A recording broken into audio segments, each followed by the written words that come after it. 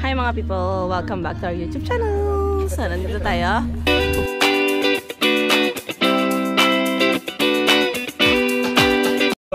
So mga people, Hayapan Cave. Babalik ka.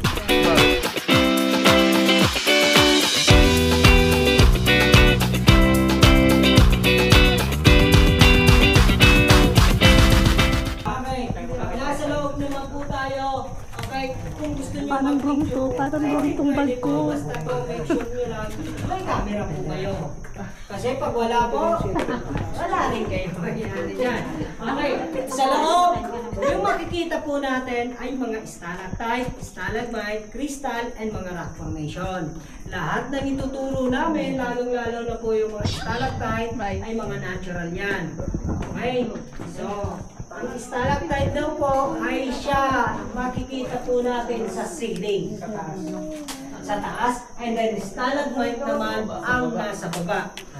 Mas madali siyang tandaan kasi yung dalawang word na yan may clue letter dyan.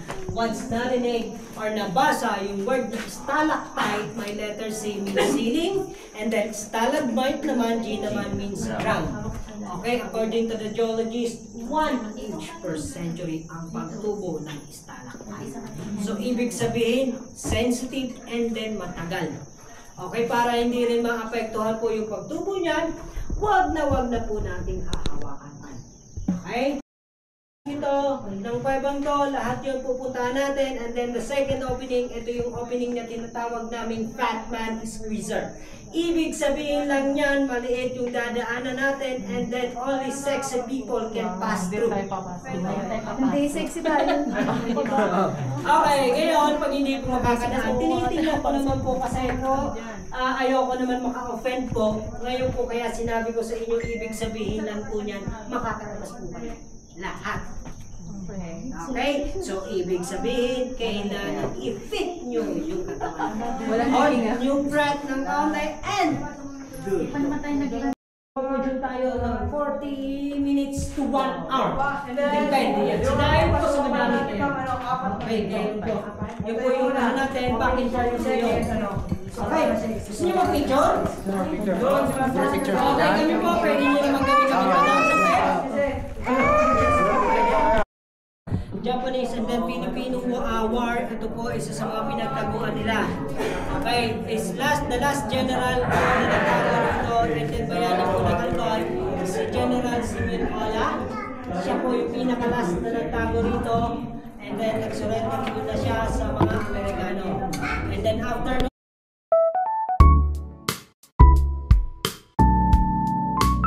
rock formation, pero itong rock formation na to, pagkakakita po namin, ito ay parang si Moses.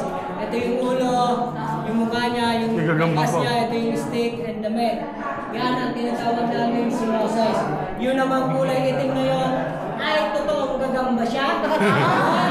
Oh my gosh! Ay, laki yun. Ito yun eh, kahit ano yung rock formation yan, yung uunahan ko na po kayo. Okay, yan. So, totoo yan.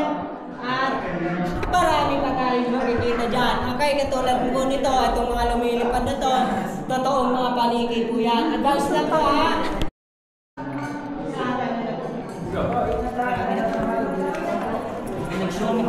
Marami po nag-shooting dito mga pelikula. Okay na kayo mamaya. I love kasi yung po yung pinaka-latest, si Barbie Imperial, and then Carlo Aquino po, dito po nag-shoot.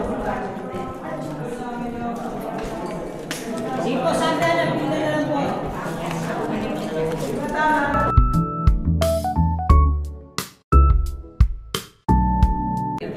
At tumapasok. Okay, ingat lang po tayo.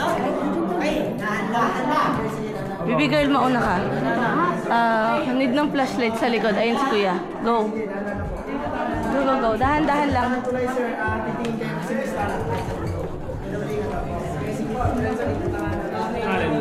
Yung bato gumagalaw. Ay, silawin mo na. Gawalin mo ka palamig eh. Ginawa ko Onyx ah.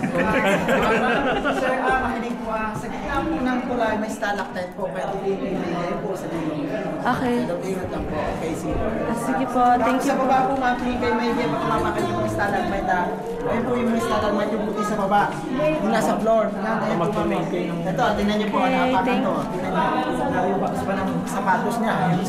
Yung spike, ayun o, napakan yung stalagmite to. Okay po. Yan o, kaya ingat na ako makapakan yung stalagmite. Okay, sige. Kasi Bibi! makikita po yung pagtubo. Lalo Pwede matatag- flash. lalo- May flashlight Opo, ka. napakan po, ma'am. Flashlight Lalo po. siyang matatagalan yung pagtubo. Ito na. Okay. Okay, sige po. Ingat na lang po. Okay, Sige po. Bibi, kumanan pa kayo ng konti. Bibi girl, kanan. Yan, go, go, go. Ayun po po, ma'am, sir, sa babae. Galing po isama sa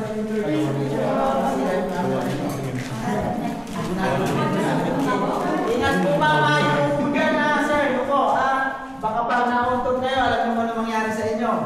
Baka daw mapunta sa maling tao. Kaya matauhan. Kaya yun po, sabi ng iba, okay lang daw na basta't matauhan.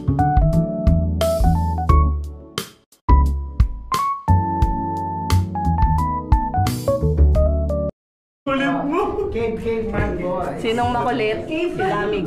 Caveman boy. Sige po. Ingat. Lang po diretso po tayo. Okay, madulas. Ingat lang po. Okay, sige po. May kaya mo? Huwag kayo pala yung madudulas mo. Wait lang. Sa side kayo dadaan. Huwag dyan. Madulas po kasi yung limestone. Hindi nakailaw naman. Kaya dito kayo mga sa side. Yan, dyan po ang sa side. Yan, okay. Si... Yan, dyan po kayo mga sa side na yan. Okay. Siguro hindi na nagkakasya. Kailangan na siguro ng tulong na sa Dami ko pa ako din ako. Pag hindi nagkasya, ma'am, tawagin niyo lang ako tatagalan ko kayo sa kwento.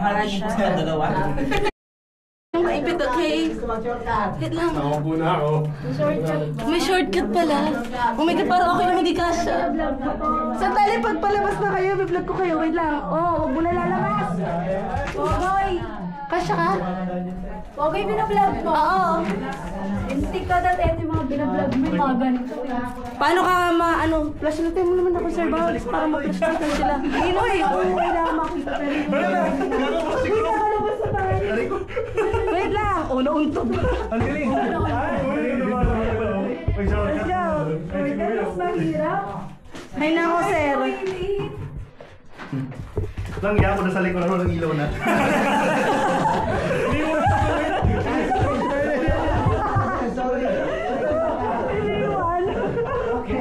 Sige po. Ingat lang po ingat lang po dala lang po. Wala nang pakialam kay Lamig. Wala Okay, kang sige po. Forward po. Palabas na tayo ng cave. Si Onyx na galit. Pero kayo mag-alala, hindi pa tapos yung tour. Lagi sir. Thank you po. Nasa kagitaan pa lang po tayo. Tinanggalan niyo po ng ilaw si Sir Lamig. Gamay ka, mas lamig. Natakot si Lamig. Natakot ka ba? Sir, tinatawag na itin na sa reno. Yan, okay po. Sige ma'am, meron yung picture May pa ibang grupo may. Yung ibang grupo na napicturean natin. Malamig, likod ka ulit. Sir Lamig, sa likod ka ha. Para walang maiiwanan. Uy, Pogoy, wag daw tapakan yan. Ah? Hindi pa ito yun. Pwede yan. Saan sa Joke labas? lang, ayop ka. Joke lang naman.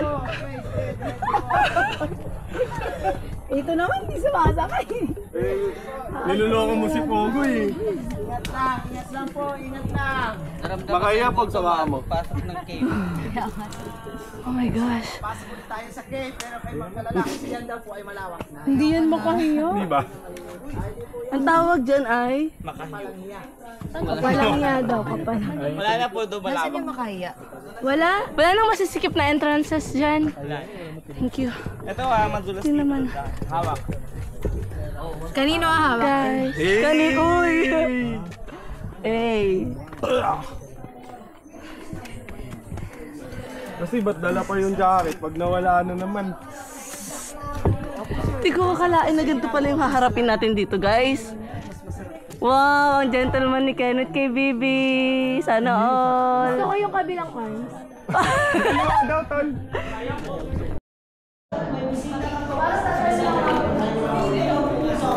Ang pinagdaan po doon sa kaluwagan na ginawa namin, Ito pong naiwan namin. Hindi po siya nasira.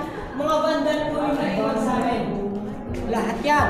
Paikot yan. Kasi itong parting to, dito po lang sila nag-focus ng pag-guide or pag-explore dito. Wala pa po kasi yung specific na delikado pa yung world natin.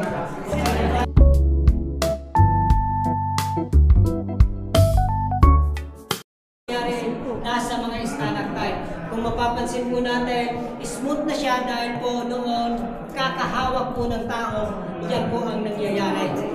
Okay, ito po ang iniiwasan natin mangyari sa mga susunod na henerasyon. Kaya po pinagbawal or nagkaroon kami ng orientation about preserving sa mga stalactite. Okay, lahat naman yan ang mga pinagbabawal po namin ay galing yan or guidelines galing sa mga DNR.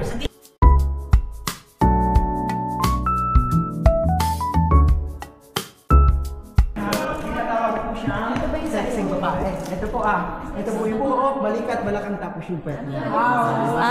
Galit. Dito kay tatay. Ito ma'am. Ulitin ko po ma'am. Ulitin ko. Okay. Ito po yung buhok, balikat, balakang tapos yung pwet niya. Parang maliligo sa shower.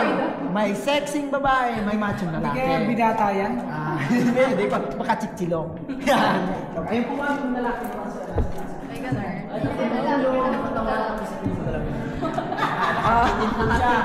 Oo nga, nagbubuhat ng barbell. Ayun yung parang nagbabarbell. Ayun, nakabitin. Binitay.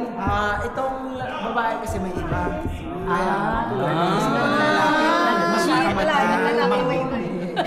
Kaya nakaganon yung babae. Ay, lalaki. Nabasa niyo yung history?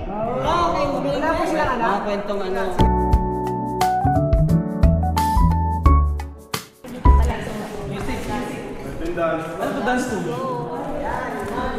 Pwede dito ikasal. Pwede. Okay. Kaya- Ito, sa ngayon po, wala nang sayawan na nangyayari dito. Minsan po, may mga foreigner po na pumupunta rito. And yung last po ay ginawa nila, ito po, dito po nag-propose. Lagi propose ang area to dito sa loob ng kuweba. Ang ganda. Okay, sa mga single dyan, ito, napakagandang setting mo dito. Kung halimbawa, propose ko, okay, kung mag-propose po, scandalizing lang. Ang ganda ng pagkakaon mo dito dahil po, yung maikot na yan, ay lahat yan ay may kandila. So, may message dito, so sila nag-set. Napakaganda. Okay, so yung idea nila. So ngayon, okay, ang use naman ng nito sa sa amin, ito po yung naging location center sa mga taga rito sa amin, pag malakas yung bagyo. Yan.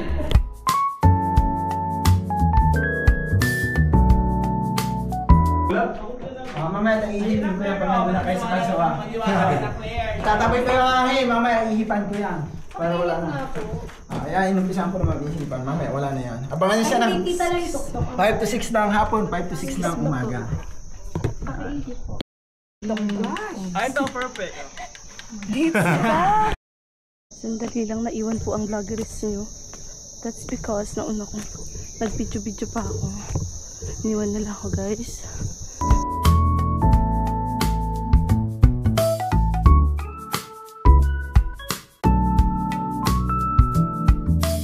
So, people of the Philippines, we're done. Natapos si Baby Girl. And we're happy for her. Kaya lang, palubat na yung cam. And I need to charge it. Para sa ATV naman. So, bye muna for now. Bye, people! Yan yung mga pagod na. Si Sir, si Lamig. Video, bababa na kami. Let's go! Wala lang dyan. Ang saya-saya. Sobrang pawis. Saya talaga.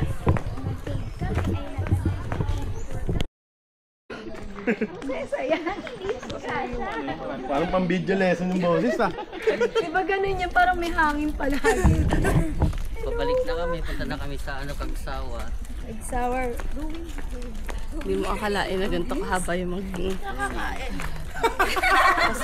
Jollibee Legazpi. Jollibee Legazpi ang kakainan. Nalaga. Jollibee. Kakapagod guys.